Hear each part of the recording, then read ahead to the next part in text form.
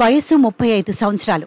ఇప్పటికే టీ20లకు good bye చెప్పేశాడు. వచ్చే వన్డే వరల్డ్ కప్ నాటికి 38వ ఏట అడుగు పెడతాడు. అయితే శ్రీలంకతో వన్డే సిరీస్ కు జడేజాను ఎంపిక చేయలేదు. లంక పర్యటనకు ఫస్ట్ చాయిస్ స్పిన్ ఆల్రౌండర్ గా అక్షర్ పటేల్ ఎంపికయ్యాడు. సెకండ్ చాయిస్ స్పిన్ ఆల్రౌండర్ గా వాషింగ్టన్ సుందర్ జట్టులోకి వచ్చాడు. దీంతో జడేజా వన్డే కెరియర్ పై చర్చ జరుగుతోంది. వన్డేల్లోనూ జడ్డు ఆట ముగిసినట్టే అనే వాదన వినిపిస్తోంది. వచ్చే ఏడాది జరిగే ఛాంపియన్స్ ట్రోఫీపై భారత జట్టు ఫోకస్ పెట్టింది. అయితే ఈ ప్రతిష్టాత్మక టోర్నీలోపు భారత్ 6 వన్డేలు ఆడాల్సి ఉంది. అందులో 3 వన్డేలు శ్రీలంకలోనే ఉన్నాయి.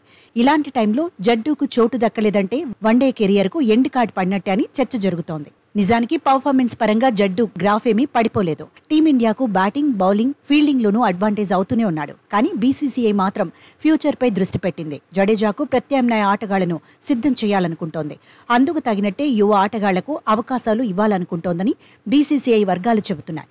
టీ20లకు దూరమైన వన్డే జట్టులో చోటు దక్కకపోయినా టెస్టుల్లో మాత్రం జడ్డుకు తిరుగులేదని ఎక్స్పర్ట్స్ అంటున్నారు. టెస్టుల్లో జడేజా ప్రధాన ఆయుధం అంటున్నారు. ముఖ్యంగా స్వదేశంలో సీనియర్ ప్లేయర్ది కీలక పాత్ర అనడంలో డౌట్ లేదంటున్నారు. మరికొన్నేళ్ల పాటు టెస్ట్ టీంలో ఖచ్చితంగా ఉంటాడంటున్నారు.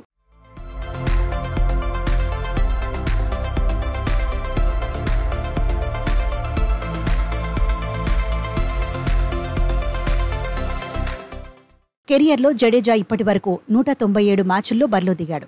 220 వికెట్లు తీశాడు. ఒక ఇన్నింగ్స్లో 33 పరుగులు ఇచ్చి 5 వికెట్లు తీయడం అత్యుత్తమం. వన్డేల్లో ఎకానమీ రేట్ 4.88 మాత్రమే. బ్యాటర్గా 2756 పరుగులు చేశాడు. 13 హాఫ్ సెంచరీలు కొట్టాడు. 32.42 యావరేజ్ను నమోదు చేశాడు. టెస్టుల్లో అత్యుత్తమ ఆల్రౌండర్లో ఒకటిగా పేరు తెచ్చుకున్నాడు. 72 మ్యాచ్ల్లో 294 వికెట్లు తీశాడు. ఒక ఇన్నింగ్స్లో అత్యధికంగా 7 వికెట్లు తీశాడు. ఒక మ్యాచ్లో అత్యధికంగా 10 వికెట్లు సొంతం చేసుకున్నాడు. టెస్టులో 105 ఇన్నింగ్స్ల్లో బ్యాటింగ్ చేశాడు. 4 సెంచరీలు, 20 హాఫ్ సెంచరీలు కొట్టాడు. 3036 పరుగులు సాధించాడు. అయితే వన్డేల్లో ఇప్పటికిప్పుడు జడ్డు రోల్ను భర్తీ చేయడం అంత ఈజీ ఏమీ కాదని ఎక్స్పర్ట్స్ చెబుతున్నారు.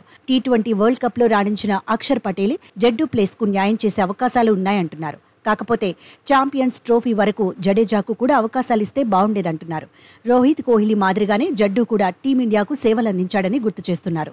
వన్డేలకు ఇక అవసరం లేదనుకుంటే ఆ విషయం ముందుగానే జడేజాకు చెప్పడం మంచిదంటున్నారు. సీనియర్లను గౌరవించాల్సిన అవసరం ఉందని అభిప్రాయపడుతున్నారు.